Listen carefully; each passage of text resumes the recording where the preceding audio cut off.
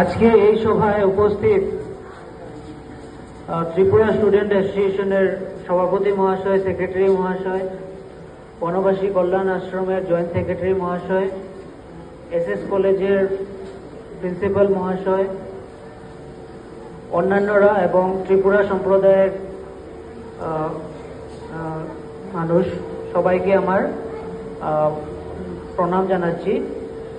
প্রথমতে আমি ত্রিপুরা স্টুডেন্ট অ্যাসোসিয়েশনকে তার 13তম প্রতিষ্ঠা দিবস উপলক্ষে শুভেচ্ছা জানাচ্ছি এবং ধন্যবাদ জানাচ্ছি যে আমাকে এই ধরনের এক প্রতিষ্ঠা দিবসে স্বাগত নিমন্ত্রণ করার জন্য, যাতে আমি আপনাদের কালচার, আপনাদের সংস্কৃতি, আপনাদের প্রবলেমসগুলোর বিষয়ে কিছু জানতে পারি। আর যেটা সংস্কৃতি, ভাষা, বৈচিত্র্য, এটা সবচাইতে দরকার আমাদের দেশের, যেটা বিবিধতার মধ্যে ঐক্য, মানে ইউনিটি ইন ডাইভার্সিটি, এটা আমাদের basic concept of our democracy, আমাদের গণতন্ত্রের মুখ্য বৈশিষ্ট্য।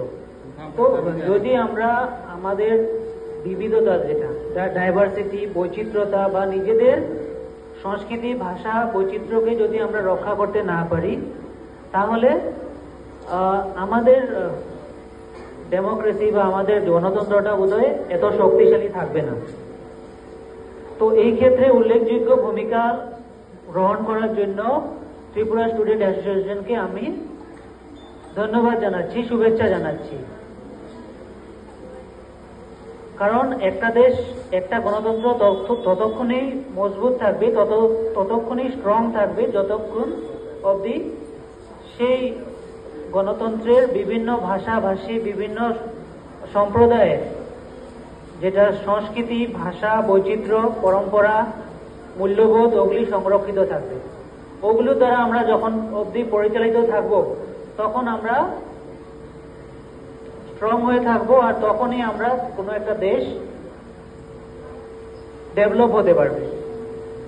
কোনো একটা দেশ অন্য কাউকে কপি করে ডেভেলপ হতে পারে না। নিজেদের ভাষা, বৈচিত্র্য, মূল্যবোধ, এগুলোর উপরে যখন বেস করে থাকে, তখন সেই দেশ, সেই সম্প্রদায় বা সেই রাজ্যটা ডেভেলপ হতে পারে, বিকশিত হতে পারে। যেহেতু 2047 সালের মধ্যে আমরা এক বিকশিত দেশ হিসাবে আমাদের সংগঠিত করতে চাইছি, তো সেই ক্ষেত্রে আমাদের এটাও ধ্যান রাখতে লাগবে যে আমাদের যেটা ঐতিহ্য, আমাদের পরম্পরা, সংস্কৃতি, ওগুলো যাতে আমাদের সংরক্ষিত থাকে, ওগুলো যাতে সংবর্ধন হয়। আর এই ক্ষেত্রে বিশেষ ভূমিকা গ্রহণ করার জন্য আমি শুভেচ্ছা জানাচ্ছি আপনাদের। আর শুরুতেই একটা খেরবাই নৃত্য উপভোগ করলাম, খুব ভালো লাগলো। আর এই ধরনের সংস্কৃতির সাথে পরিচিত হতে পারার সুযোগ পেয়ে আমি নিজেকে ধন্য মনে করছি। আর যেগুলো ইস্যুস আছে, আমি পরিচিত, যে দু একটা ইস্যুস আমার কাছে অবগত করা হয়েছিল, যে নুনাই একটা কি অঞ্চল, সেখানে এলপি স্কুল আছে কিন্তু এমই স্কুল নেই। তো সেই ধরনের আপগ্রেডেশনের যদি কোনো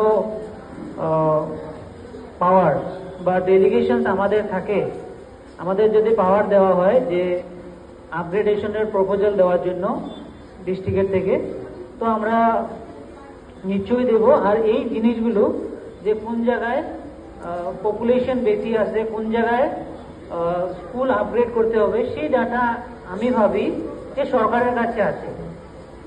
তো সরকার চাইলে উপযুক্ত ব্যবস্থা নেবে, আর আমারও এই ক্ষেত্রে যদি কিছু করার থাকে আমি নিশ্চয়ই করব।